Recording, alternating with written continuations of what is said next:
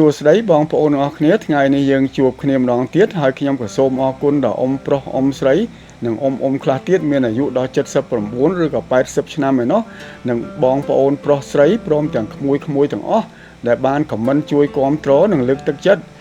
ហើយបងប្អូនមិនទាន់បាន Subscribe សូមជួយចុច Subscribe ដើម្បីបានវីដេអូដែលខ្ញុំធ្វើពីនេះពីនោះចែករំលែកដល់បងប្អូនយើងទាំងអស់គ្នាស្ដាប់និងមើលកម្សាន្តបាទសូមអរគុណ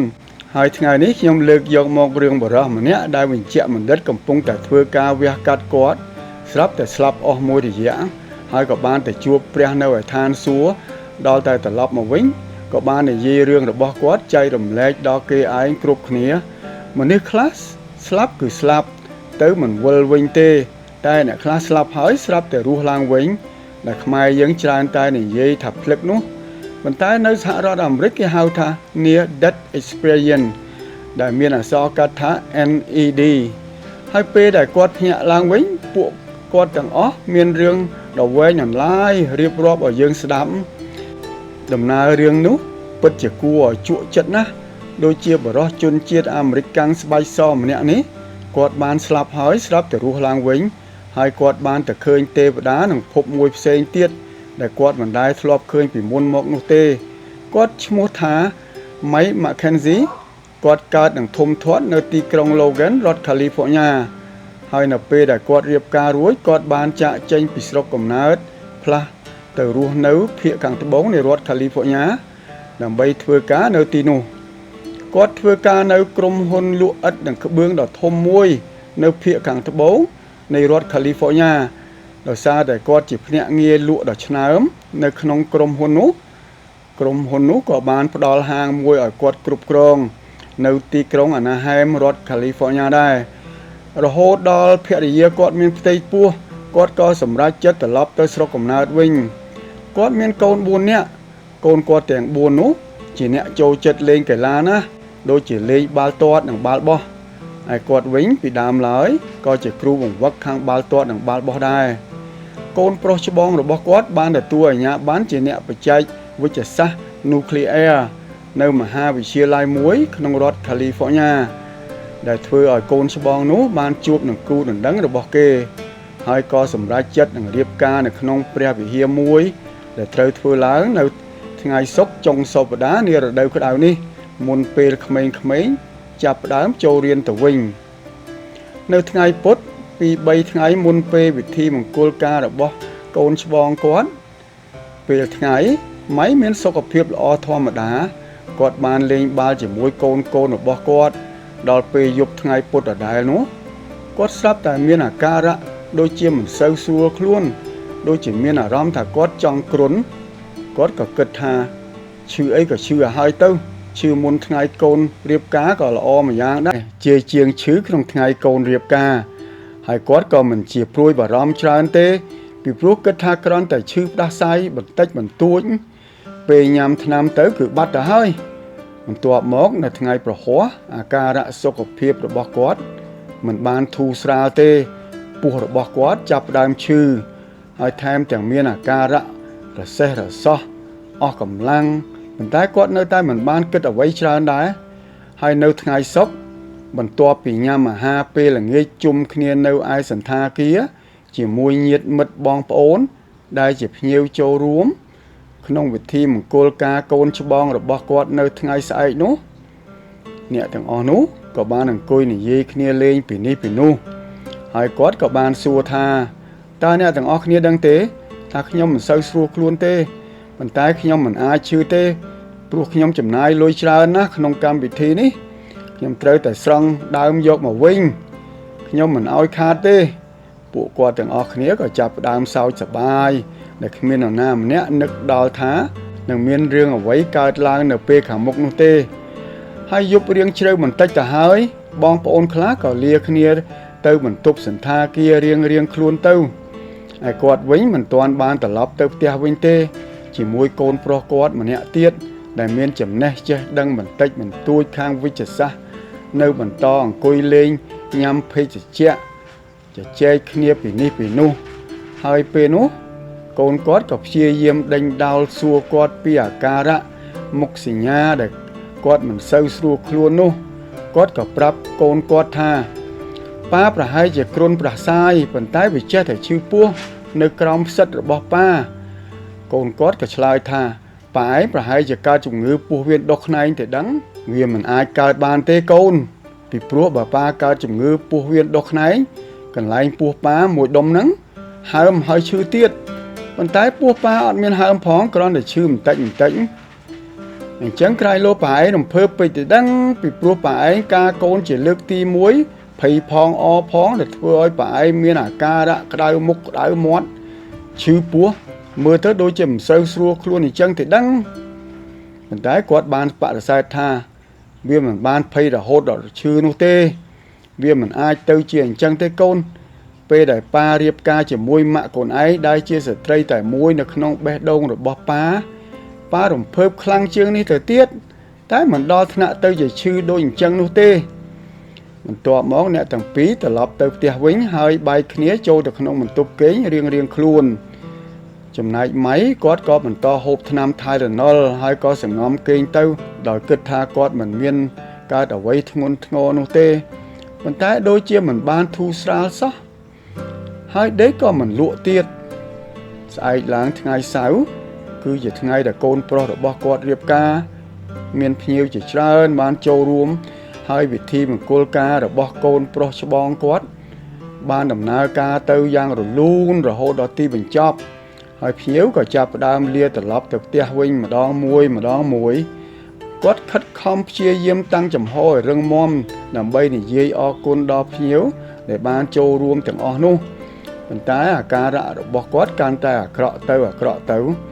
មុខរបស់គាត់ឡើងស្លេកហើយទន់ដៃទន់ជើងឃើញដូច្នេះក្រុមគ្រួសាររបស់គាត់ក៏បានយកគាត់ទៅមន្ទីរពេទ្យភ្លាមទៅដល់មន្ទីរពេទ្យក៏បានសួរគាត់ជាច្រើនសំណួរដើម្បីធ្វើការវិនិច្ឆ័យស្វែងរករោគសញ្ញាជំងឺរបស់គាត់គ្រូពេទ្យបានគោះដៃចុចបាតជើងហើយក៏ចង្កត់ពោះគាត់ក្រោមផ្សិតខាងស្ដាំពេលពេទ្យចង្កត់ពោះគាត់ចំកន្លែងហ្នឹងគាត់ស្រែកហ្មងអូយឈឺណាស់ហើយកម្ដៅរបស់គាត់ឡើងទៅដល់104 degree F ឯណោះដែលស្មើនឹង40 degree C ពេលនោះគ្រូពេទ្យរៀងភ័យបន្តិចហើយក៏និយាយថាពោះវៀនដុសខ្នែងរបស់ម៉ៃឯងធ្លាយទៅហើយមន្ទីរពេទ្យក៏ចាប់ផ្ដើមប្រមូលផ្ដុំវិជ្ជបណ្ឌិតជំនាញខាងវះកាត់ដើម្បីជួយសង្គ្រោះដល់គាត់ភ្លាមមុននឹងគ្រូពេទ្យរុញគាត់ចូលទៅក្នុងបន្ទប់វះកាត់ប្រពន្ធគាត់ក៏បានដើរអោនមកថើបបោមាត់គាត់ហើយនិយាយថា Good luck honey ហើយសូមឲ្យព្រះជាម្ចាស់ថែរក្សាបងបន្ទាប់មកគ្រូពេទ្យក៏បានរុញគាត់ចូលទៅក្នុងបន្ទប់វះកាត់ពេលចូលទៅដល់ក្នុងបន្ទប់វះកាត់គាត់បាននិយាយថានៅទីនោះរងាណាស់ហេតុអ្វីគ្រូពេទ្យអាចធ្វើការនៅក្នុងបន្ទប់នោះកើតបើរងាយ៉ាងហ្នឹងពេលនោះគ្រូពេទ្យក៏ចាប់ផ្ដើមលើកគាត់ដាក់ទៅលើគ្រែវះកាត់គាត់បានបញ្ជាក់ថាគ្រែវះកាត់នោះដូចជាទូចង្អៀតហើយក៏មានអារម្មណ៍ដូចជាអណ្ដែតអណ្ដូងក្នុងលំហអាកាសអញ្ចឹងគាត់បានកលេចទៅខាងស្ដាំដៃក៏បានឃើញព្រះយេស៊ូវឈរនៅទីនោះគ្រូពេទ្យនិងគ្រឿងឧបករណ៍ពេទ្យប្រើប្រាស់ទាំងអស់បាត់អស់រលីងគាត់ឆ្ងល់ណាស់ថាមានរឿងអ្វីបានកើតឡើងតើមនុស្សទាំងអស់នោះបាត់តាណាអស់ទៅហើយគាត់បាននិយាយមកកាន់ខ្លួនឯងថាតើគាត់ស្លាប់ហើយមែនឬទេគាត់ឮគេនិយាយថាពេលដែលមនុស្សស្លាប់ព្រលឹងចេញពីខ្លួនហើយឃើញរូបកាយរបស់ខ្លួនដេកស្លាប់ប៉ុន្តែព្រលឹងគាត់មិនបានចេញពីខ្លួនទេគាត់នៅជាគាត់ដដែលដូច្នេះខ្ញុំមិនបានស្លាប់ទេនេះគឺជាអារម្មណ៍វិលវល់ដែលគាត់មាននៅពេលនោះគាត់បានបន្តទៀតថាព្រះយេស៊ូវដែលគាត់ឃើញមានមុខមាត់ស្រដៀងនឹងជនជាតិអារ៉ាប់សម្បុរមិនសូវសប្រមាណទេស្លៀករ៉ូបពណ៌សសក់ពណ៌ត្នោតអង្គាដីពុកមាត់សឡើងវែងឯភ្នែកវិញឡើងធំហើយមានពណ៌ខៀវចាស់ទៀតកែវភ្នែកមួយគូនោះបានសម្លឹងមកមើលគាត់ដោយអារម្មណ៍កក់ក្ដៅពោពេញដោយក្តីស្រឡាញ់ដែលគាត់ជឿជាក់ថានោះពិតជាព្រះយេស៊ូវបានហុចដៃមកកាន់គាត់ហើយមានព្រះបន្ទូលថា យើងនឹងឆ្លើយតបការអធិដ្ឋានរបស់អ្នក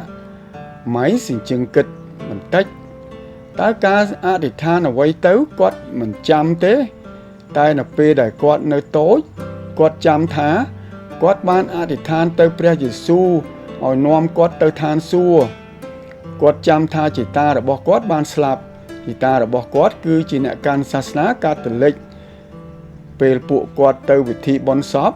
គាត់ចាំថាគាត់បានកាន់បាល់មួយដែលមានប្រហោងនិងមានផ្សែងចេញមកលោកអាចារ្យបាននិយាយថាផ្សែងនេះនឹងនាំការបួងសួងរបស់អ្នកទាំងអស់គ្នាទៅកាន់ឋានសួគ៌ហើយលោកអាចារ្យបាននិយាយទៀតថាលោកតារបស់គាត់បានទៅកាន់ឋានសួគ៌ហើយជាកន្លែងដែលស្រស់ស្អាតនិងស្ងប់ស្ងាត់មិនមានទុក្ខព្រួយការឈឺចាប់ទេម៉ៃពេលនោះបាននិយាយខ្សឹបថាវ៉ាវអស្ចារ្យណាស់ខ្ញុំចង់ទៅឋានសួគ៌ដោយលោកតាខ្ញុំដែរនិយាយមិនទាន់ផុតពីមាត់ស្រួលបួលផងព្រះយេស៊ូវក៏បានហុចដៃមកទទួលគាត់គ្រាន់តែគាត់ចាប់ដៃព្រះអង្គភ្លាមព្រះយេស៊ូវនិងគាត់ស្រាប់តែឈរនៅលើកំពូលមួយទិដ្ឋភាពជុំវិញខ្លួនគាត់មិនមានពណ៌អ្វីក្រៅពីពណ៌សទេគ្រប់យ៉ាងទាំងអស់គឺសក្បោះគាត់នៅស្លៀកពាក់ជាអ្នកជំងឺហើយគាត់មិនមានពាក់ស្បែកជើងទេគាត់បានឈរជន់លើវាលស្មៅដ៏ខៀវខ្ចីស្រស់ស្អាតបំផុតមួយដែលគាត់មិនធ្លាប់បានឃើញពីមុនសោះគាត់មានអារម្មណ៍ដឹងថាគាត់អាចរាប់គ្រប់តងស្មៅដែលគាត់ជន់ពីលើទាំងអស់ពេលនោះគាត់បានមើលទៅខាងស្ដាំដៃឃើញមានពន្លឺសចាំងផ្លេកជាច្រើនបានហោះចេញមកហើយពន្លឺមួយក្នុងចម្លើមពន្លឺទាំងអស់បានហោះចូលមកចំកណ្ដាលថ្ងាសរបស់គាត់ហើយគាត់បានឮសូរសំឡេងតិចរវើយក្នុងត្រចៀកពេលនោះរាងកាយរបស់គាត់ទទួលបានកម្ដៅសាយភាយតាំងពីក្បាលរហូតដល់ជើង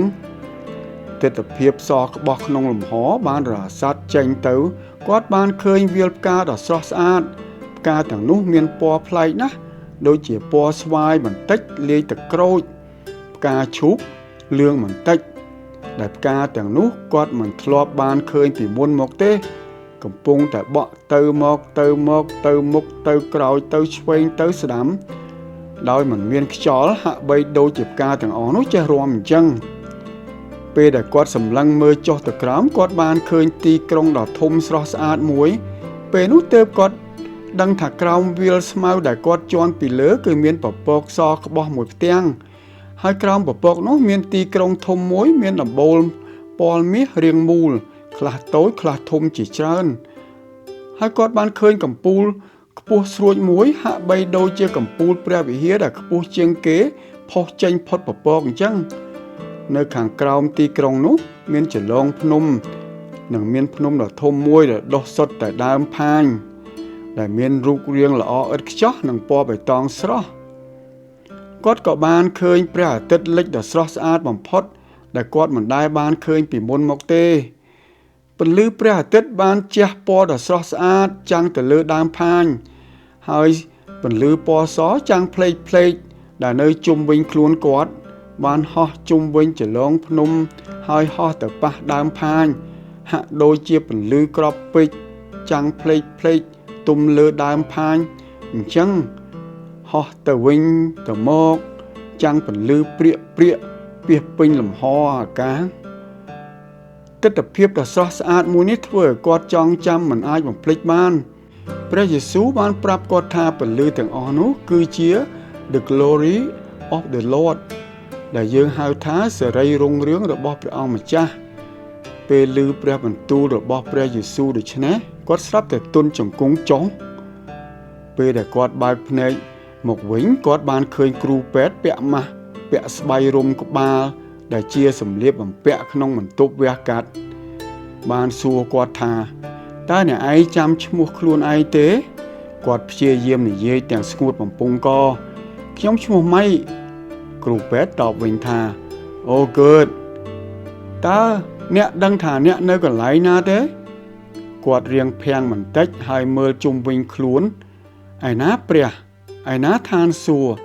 តើពួកគេបាត់តាណាអស់ហើយគ្រូពេទ្យបានសួរគាត់ម្ដងទៀតថា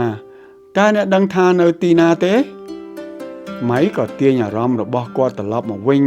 គាត់បានចាំថាគាត់នៅក្នុងពិធីមង្គលការកូនគាត់ហើយដោយសារគាត់មិនសូវស្រួលខ្លួនញាតិមិត្តរបស់គាត់បានយកគាត់មកកាន់មន្ទីរពេទ្យហើយគាត់បានឮគ្រូពេទ្យនិយាយទាំងល្វើយថាគាត់បានរស់ឡើងវិញហើយបន្ទាប់ពីរៀបចំសពគ្រប់ហើយយើងត្រូវបញ្ជូនគាត់ទៅបន្ទប់ពិសេសមួយទៀតដើម្បីសង្កេតមើលគាត់ឲ្យបានច្បាស់លាស់ហើយគាត់ក៏មិនបានឆ្លើយតបទៅគ្រូពេទ្យទៀតដែរដូចជារៀងស្រឡាំងកាំងបន្តិចហើយវិញវាន់ផងពេលនោះផងដែរគាត់ក៏បានដឹងថាគាត់បានស្លាប់ទៅហើយមុននោះប៉ុន្តែគាត់បានរស់ឡើងវិញឯគ្រូពេទ្យបាននិយាយប្រាប់គាត់ថាគេមិនដែលឃើញហេតុការណ៍បែបនេះទេមនុស្សដែលស្លាប់ហើយគឺប្រកាសជាស្លាប់គឺមិនអាចរស់ឡើងវិញបានទេប៉ុន្តែគាត់បែរជារស់ឡើងវិញពិតជាអស្ចារ្យណាស់ប៉ុន្មានម៉ោងក្រោយមកពេទ្យក៏បាននាំប្រពន្ធគាត់ដើរយ៉ាងលឿនទាំងរហេបរហបមកដល់ភ្លាមប្រពន្ធគាត់ក៏បាននិយាយមកកាន់គាត់ទាំងទឹកភ្នែកថាមិនទៅហើយបងឯងអត់អីទេឬអីអូនយំអស់មួយសន្ទុះទៅហើយពីព្រោះគ្រូពេទ្យបានប្រាប់អូនថាបងបានស្លាប់ទៅហើយស្រាប់តែគ្រូពេទ្យរត់មកហៅអូនវិញថាបងអត់អីទេព្រះជាម្ចាស់អើយខ្ញុំសូមអរគុណព្រះអង្គណាគាត់ក៏បានចាប់ដៃប្រពន្ធគាត់ទាំងស្រក់ទឹកភ្នែកហើយនិយាយថាបងមានរឿងចង់ប្រាប់អូនគាត់ក៏បាននិយាយរឿងដែលគាត់បានឃើញព្រះនិងបានឃើញឋានសួគ៌ប្រាប់ទៅប្រពន្ធរបស់គាត់និងកូនរបស់គាត់ទាំងអស់គាត់បានស្នាក់នៅក្នុងមន្ទីរពេទ្យអស់រយៈពេល12ថ្ងៃហើយក៏បានស្រកទម្ងន់រហូតដល់34ផោនឯណោះហើយសពថ្ងៃនេះគាត់មានចៅចំនួន13នាក់ទៅហើយរាល់ថ្ងៃពេលដែលគាត់ឃើញព្រះអាទិត្យលិចគាត់តែងតែនឹកឃើញរឿងដែលគាត់បានទៅឋានសួគ៌និងបានជួបព្រះគាត់ស្រឡាញ់ទេសភាពពេលព្រះអាទិត្យរៀបនឹងអស់សង្កត់គាត់ស្រឡាញ់ដើមឈើគាត់ស្រឡាញ់ផ្កាគាត់ស្រឡាញ់ទេសភាពណាស់គាត់ក៏អរគុណដល់ព្រះដែលបាននាំគាត់ទៅមើលឋានសួគ៌ហើយនឹងជួយជីវិតគាត់ឲ្យបានរស់ឡើងវិញបាទអរគុណបងប្អូនទាំងអស់គ្នាមនុស្សដែលបានស្លាប់ទៅហើយរស់ឡើងវិញគឺនិយាយខុសគ្នាទាំងអស់អ្នកខ្លះបានទៅដល់ទីនេះអ្នកខ្លះបានទៅដល់ទីនោះហើយឋានសួគ៌ក៏មិនដូចគ្នាដែរប៉ុន្តែអ្វីដែលអ្នកទាំងអស់នោះនិយាយដូចគ្នាគឺនៅលើឋានសួគ៌មានពពកមានប្រាសាទព្រមទាំងសម្បូរទៅដោយផ្កាហើយពេលទៅដល់ទីនោះគឺមានសេចក្តីសុខណាស់ដែលអ្នកខ្លះទៀតមិនចង់ត្រឡប់មកវិញបាទអរគុណបងប្អូនដែលមានយោបល់យ៉ាងណាសូមដាក់ខមមិនពីខាងក្រោមហើយយើងនឹងជួបគ្នានៅវីដេអូថ្មីនៅថ្ងៃក្រោយទៀតបាទសូមអរគុណបងប្អូន